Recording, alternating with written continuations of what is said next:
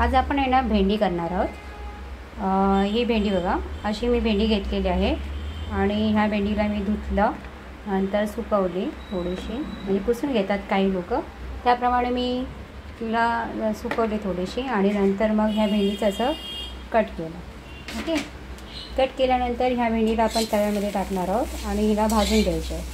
पूर्ण अशी भाजल्यानंतर काळी अशी करपल्यासारखी थोडीशी भाजली पाहिजे, तर मग भेंडी खूप छान होते। आणि आपण आज ही भेंडी बनवणार आहोत ते नेहमीसारखी भेंडी नाही बनवणार आहोत। आपली ही भेंडी आता आपण हे नाही बनवणार आहोत की ज्यामध्ये लाल मसाला वापरणार आहे। नेहमी लोक कसे वापरतात, ते हळद वापरतात, परत मिरची वापरतात, हिरवी मिरची, पण तसं मी काही न करता डायरेक्ट मी तुम्हाला ह्याची दाखवणार आहे, लाल मसाल्याची भेंडी दाखवणार आहे। लाल मसाला टाकून इतकी सुंदर होते ती भेंडी की आपल्याकडे जर लाल म्हणजे तिखट भाजी नसेल तर ही भाजी अतिशय सुंदर होते। ओके, हे बघा एकदम अशी खरपूस भाजत आलेली आहे भेंडी, पूर्ण अशी भाजलेली आहे भेंडी, त्यामुळे ह्याचा चिकटपणा निघून जातो आणि आपल्याला पिसपिसल्यासारखी भाजी नाही लागत, एकदम चांगली लागते।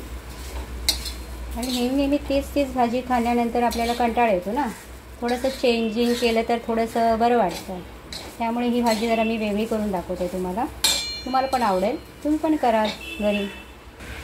आता मी एका पातेल्यामध्ये एक कांदा घेतला आहे, कांदा आणि तेल टाकलं आहे ह्याच्यामध्ये, कांदा भाजायला टाकलेला आहे। आता हा कांदा भाजण्यामध्ये ह्याच्यामध्ये आपण थोडंसं जिरं पण टाकणार आहोत।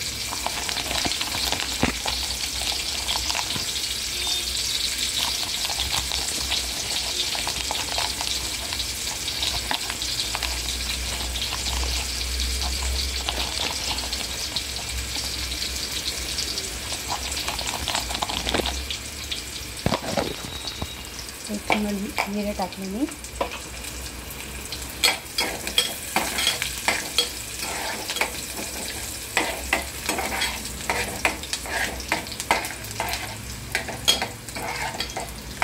जिरे टाकल्याने कांदा पटकन भाजला जातो आणि त्याला टेस्ट पण येते जरा वेगळी, त्यामुळे जिरं टाकायचं।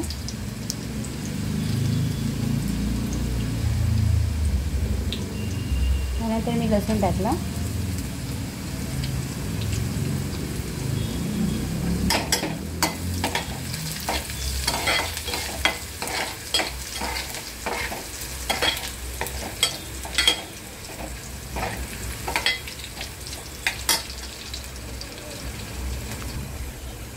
लसूण टाकल्यानंतर त्यात थोडीशी हळद टाकते,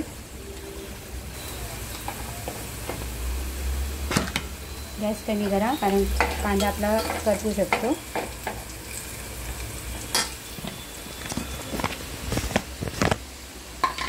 त्यानंतर लाल मसाला टाकायचा,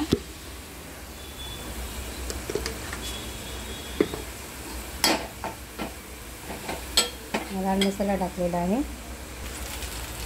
मग त्यामध्ये भेंडी ॲड करायची, मस्त झमझमीत वास सुटलेला आहे भेंडीचा, अतिशय सुंदर आणि एकदम मस्तपैकी झमझमीत भेंडी होते।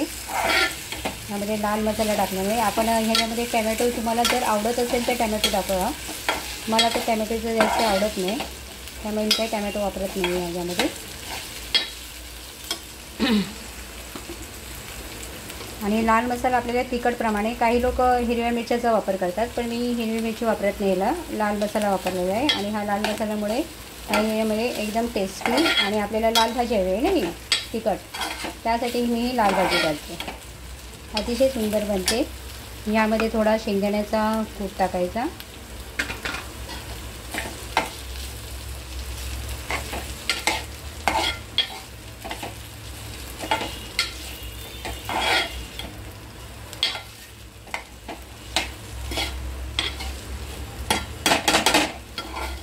अतिशय छान भाजी होते। आणि मग नंतर थोडंसं पाणी टाकायचं, जेणेकरून थोडी भेंडी जर आपली कच्ची राहिली असेल तर ती शिजून निघेल।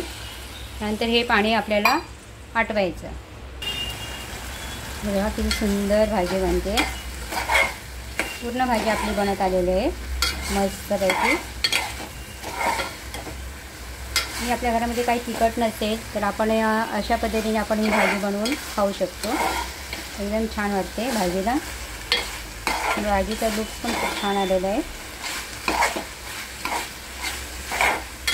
भाजी झालेली आहे आपली. ओके, आपण आता गॅस बंद करूया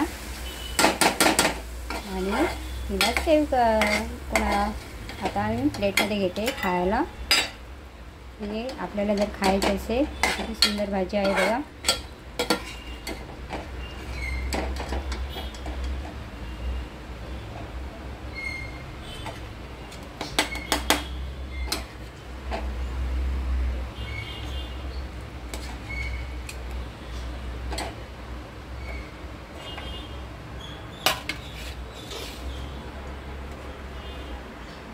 भाजी झालेली आहे आणि भाजी आपली गरम गरम 2 चपाती बरोबर आपण आराम के साथ आपण खाऊ शकतो.